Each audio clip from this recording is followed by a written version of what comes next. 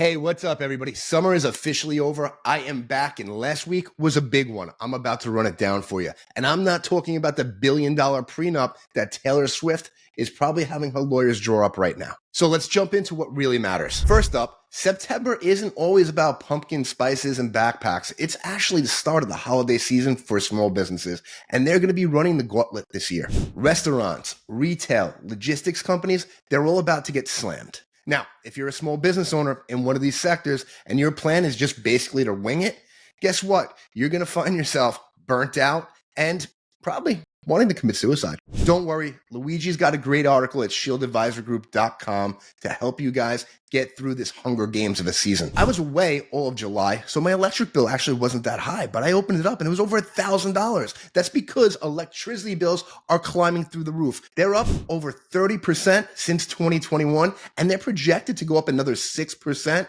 next year alone. Now, President Trump, even though I love him, he did promise he was going to cut prices in half. But all I see is tariffs, aging coal plants, and finger pointing at wind turbines. Translation, your power bill, it's going to keep going higher for the foreseen future. Meanwhile, in the world of caffeine and carbonated beverages, Dr Pepper Keurig just said they're going to buy Peet's coffee for $18 billion. But hey, get this. What they're going to do is they're going to buy the company and then split the company off and then repeat again.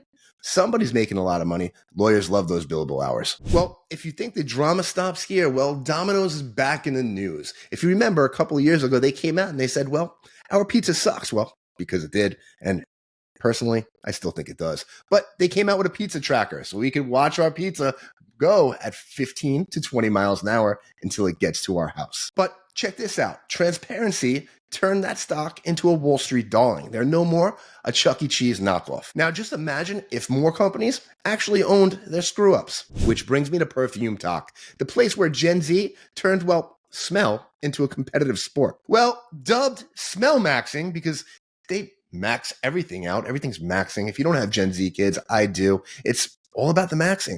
They're trying to max out the smells and get the scents that remind them of motels and their last shower. Bottom line is, kids aren't spraying themselves with Axe anymore. They're blowing luxury budgets on Dior and indie perfumes that nobody's ever heard of. And some of them just don't smell right. Now, back in the world of business finance.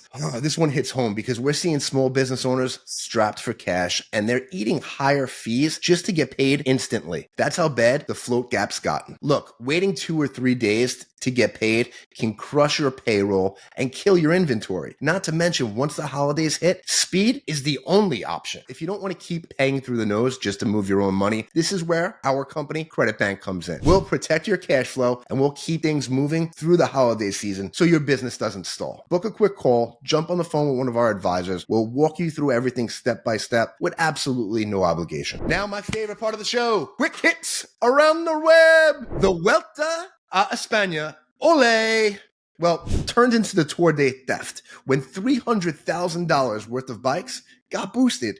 Some of the bikes were found in bushes and others, well, they were on the side of the road because people just don't like hills. And famous architect Frank Lloyd Wright, falling water home is more like leaky water home. It needs $7 million in repair jobs. It seems like the price keeps going up with how many buckets of water you could fill. Finally, the one everybody's talking about, Cracker Barrel and the big rebrand, which didn't go over so well.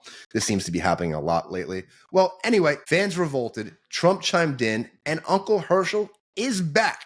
Nostalgia wins again. That is a wrap for the summer edition of the weekly recap. However, if you guys are anywhere near Orlando, we're going to be throwing an event called Impact and Influence on 9/11 to support the Tunnel to Towers Foundation. Please join us, come over, say hello, network with some of the biggest visionaries, business leaders, entrepreneurs, and investors in the game today. You could grab your tickets below at the link, but they're selling out fast. So if you want to come, just hit the link below to grab your tickets. I'm Matt. Catch you on the next recap.